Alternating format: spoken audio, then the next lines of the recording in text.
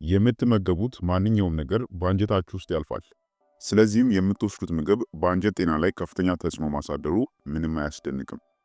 እንደሚታወቀው አንጀት ወደ ሰውነታችን በምናስገባውና ምግብ በሚመገቡ በሚሊዮኖች በሚቆጠሩ ባክቴሪያዎች፣ ቫይረሶች፣ ፈንገሶችና ሌሎች ጥቃቅን ህዋሳት ወይንም ማይክሮባዮምስ የተሞላ ነው።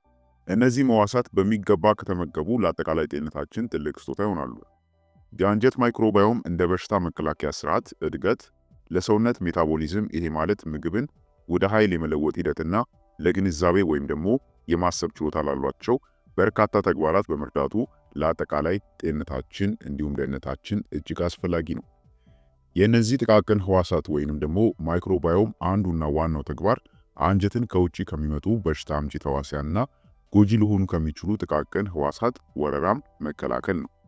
እንዳለመታደል ሆኖ ግን እያንዳንዱ ምግብ ለአንጀታችንና በውስጡ ለሚኖሩት ጥቃቅን ህዋሳት ጠቃሚ አይደለም። ታዲያም ለአንጀታችን ጠንቅና ጎጂ የሆኑ ማለትም አደገኛ የሆኑ ምግቦች የትኞቹ ናቸው የሚለውን በዚህ ቪዲዮ ላይ እንመለከታቸዋለን። እኔ ዶክተር አማኑኤል ነኝ። ቪዲዮውን ላይክ እንዲሁም ደግሞ ሼር በማድረግ ጀምሩት። መልካም ቆይታ ይሁንላችሁ።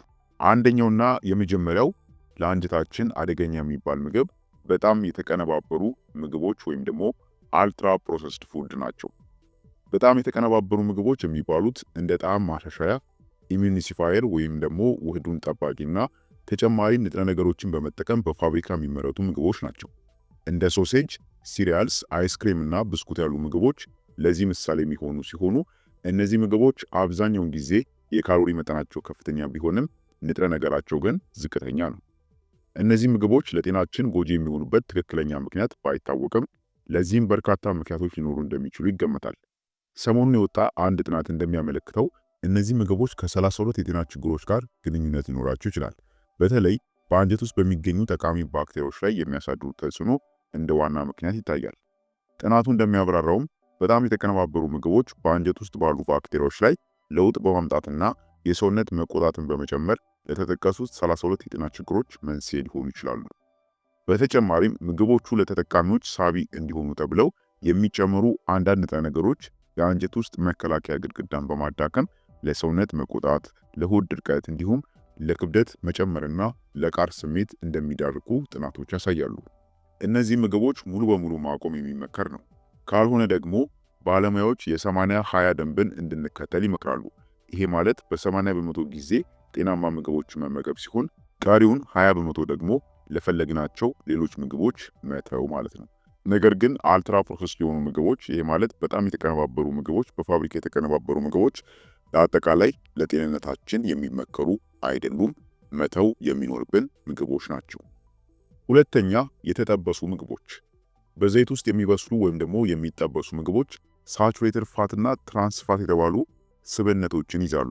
እነዚህም የስብ አይነቶች ለምግብ መፈጨት አስቸጋሪ ከመሆናቸው በላይ በአንጀት ውስጥ የሚገኙ ጠቃሚ ባክቴሪያዎችን ሊጎዱ ይችላሉ። ምግብን መጥበስ ለአንጀት ጤና መታወክ ተጨማሪ ምክንያት ሊሆኑ የሚችሉ ጎጂ ውህዶችንም ይፈጥራል። ስለዚህ ምግብን በጥቂት ዘይት እያገላበጡ ማብሰል ጥሩ አማራጭ ነው። ይህም የምንወስደውን የስብ መጠን የሚቀንስ ከመሆኑም በላይ ለጨጓራችን የምግብ መፈጨት ሂደትን ያቀላል። እንዲሁም በአንጀት ውስጥ ባሉ ጠቃሚ ባክቴሪያዎች ላይ የሚኖረውም አሉታዊ ተጽዕኖ አነስተኛ ይሆናል። የአቮካዶ ዘይትና የወይራ ዘይት ጤናማ ስብን ስለሚይዙ ለምግብ ማብሰያነት ተመራጭ ናቸው። ሶስተኛ፣ ከፍተኛ የስኳር መጠን ያላቸው ምግቦች እንደ ጣፋጮች፣ አይስክሬም፣ ዶናት እና ኬኮች ያሉ ምግቦች ከፍተኛ መጠን ያለው የተቀነባበረ ስኳር ይሄ ማለት ሪፋይንድ የሆነ ስኳር የያዙ ሲሆን እነዚህም ደጋግሞ መመገብ የአንጀት ጤናን በእጅጉ ሊጎዳ ይችላል። ስኳር በአንጀት ውስጥ መቆጣትን ሊያስከትል ይችላል። ይህም አንጀትን የሚከላከለውን የሙከስ ንብርብር ከመጉዳቱም በላይ ሁላችንም የምንፈልጋቸውን ጠቃሚ ባክቴሪያዎችን ሊያጠፋብን ይችላል። ከፍተኛ ስኳር ያላቸው ምግቦችም ሲባሉ ጣፋጮችና ኬኮችን ብቻም አይጨምርም። የፍራፍሬ ጭማቂዎች፣ ለስላሳ መጠጦች ሳይታሰብ ከፍተኛ መጠን ያለው ስኳር ሊይዙ ስለሚችሉ እነዚህንም መጠንቀቁ አስፈላጊ ነው። በአራተኛ፣ አልኮል ነው። አልኮል መጠጣት ለአንጀት ጤናችን እጅግ ጎጂ የሆኑ የአኗኗር ዘይቤዎች ውስጥ አንዱ ነው። አልኮል በአንጀታችን ውስጥ የሚገኙትን ጠቃሚና ጎጂ ባክቴሪያዎችን ሚዛን ያዛባል። እንዲሁም የአንጀት ግድግዳ ላይ ያሉ ህዋሳትን በማመርቀዝ ለከፍተኛ የሰውነት መቆጣት ይሄ ማለት ክሮኒክ ለሆነ ኢንፍላሜሽን ይዳርጋል።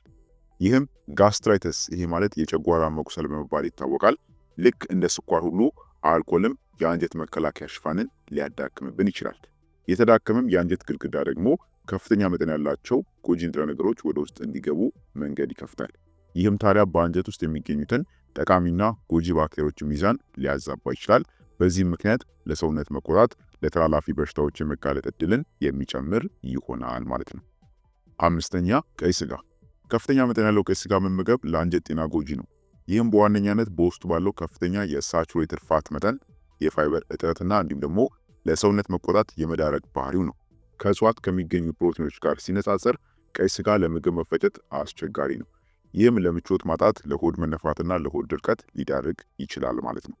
ከፍተኛ መጠን ያለው ቀይ ስጋ መመገብ ለልብ ህመም የመጋለጥ እድልን ይጨምራል። በተጨማሪም በአንጀት ውስጥ የሚገኙ ጠቃሚ ባክቴሪያዎችን ቁጥር ሊቀንስ ይችላል።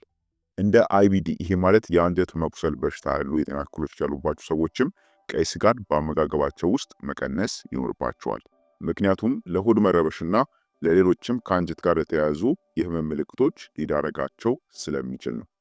ታዲያም እንግዲህ እነዚህ የተመለከትናቸው 5 የምግብ አይነቶች ለአንጀታችን ጤና ጎጂ የሚባሉ እንዲሁም ደግሞ አደገኛ የሚባሉ ምግቦች ናቸው።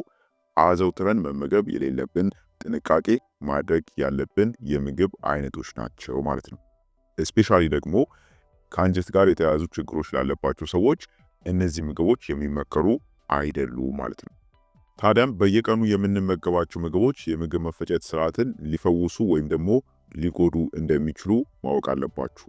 የተቀነባበሩ ምግቦችና የተጠበሱ ምግቦች እንዲሁም ደግሞ ጣፋጭ መጠጦችና የታሸጉ ምግቦች ለአንጀት ጤና እጅግ ጎጂ የሚባሉ ማይክሮባዮምን በመጉዳት ለረጅም ጊዜም የጤና ችግሮች ሊዳረጉ የሚችሉ ምግቦች ናቸው። ጎጂነታቸው ምንድነው? በአንጀታችን ውስጥ የሚገኙ ባክቴሪያዎች ሚዛንን የሚያዛቡ በመሆናቸው ነው። እነዚህም ባክቴሪያዎች ደግሞ የሚዛቡ ከሆነ አንጀታችን ጤናማ አይሆንም ማለት ነው። ይህም ታዲያ ከፍተኛ ጉዳትን የሚያስከትልብን ይሆናል። ታዲያ እነዚህም የአንጀት ፍሎራ ይባላሉ። ይሄ ማለት ገት ፍሎራ እንላቸዋለን። በውስጡ የሚገኙ ጥቃቅን ህዋሳትን የሚገልጽ ነው። ታዲያም የእነዚህ ጤናማ ሚዛን መጠበቅ በአብዛኛው የተመሰረተው በምንመገበው ነገር ላይ እንደሆነ ማወቅ ይኖርብናል። ስለዚህ ይህንን ሚዛን የሚያዛቡ ነገሮችን ማስወገድ እጅግ አስፈላጊ ነው ማለት ነው። ጤናማ ምግቦች መመገብ እናም ደግሞ ቫይታሚኖችም አስፈላጊ ከሆኑ ቫይታሚኖችን መውሰድ ይኖርብናል። በዋነኛነት ግን ለአንጀታችን ጤናማ የሆኑ ምግቦችን መመገብ ይኖርብናል።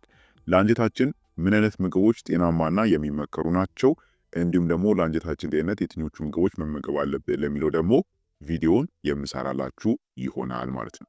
ስለሆነም ክቡራን ቤተሰቦች ለዛሬ የነበረን የጤና ትምህርት ይህን ይመስል ነበር። አይሆፕ ጠቃሚና አስተማሪ እንደሆነ ግምቴ ነው። ቪዲዮ ሌሎችንም ሊጠቅምና ሊያስተምር ስለሚችል በቅንነት ሼር አድርጉልኝ። በቀጣይ በሌላ አስተማሪ የጤና ትምህርት የምንገናኝ ይሆናል። እስከዛው ቸር ሰንብቱ።